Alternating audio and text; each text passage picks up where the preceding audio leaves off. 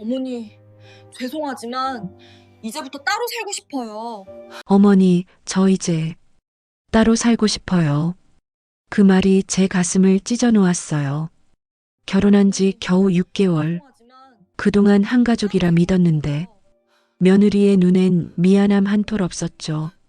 제 아들은 태어날 때부터 한쪽 다리가 불편했어요.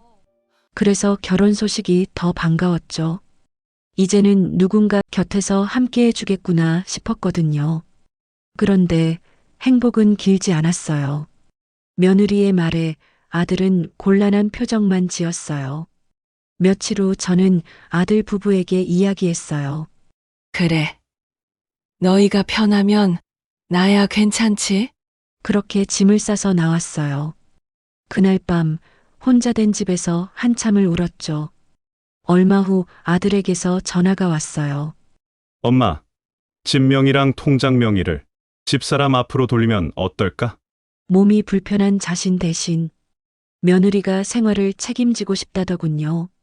왠지 가슴이 서늘했어요. 그로부터 며칠 뒤 새벽에 병원에서 전화가 왔어요. 아들이 교통사고를 당했다는 거예요.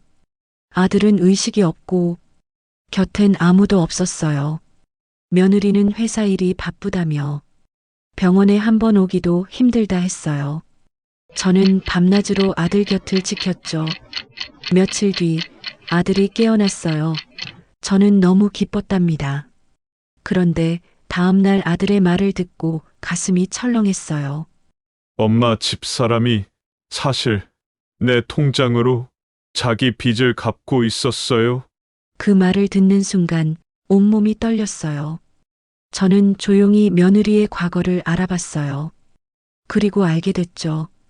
며느리가 예전에 위장 결혼으로 남자들의 재산을 노렸던 여자였다는 걸요.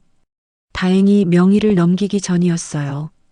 저는 며느리를 쫓아냈고 아들과 다시 함께 살고 있어요. 이제는 사고에서 회복한 아들을 보면 그저 감사할 뿐이에요. 제 사연에 공감하신다면 구독과 좋아요로 응원해주세요.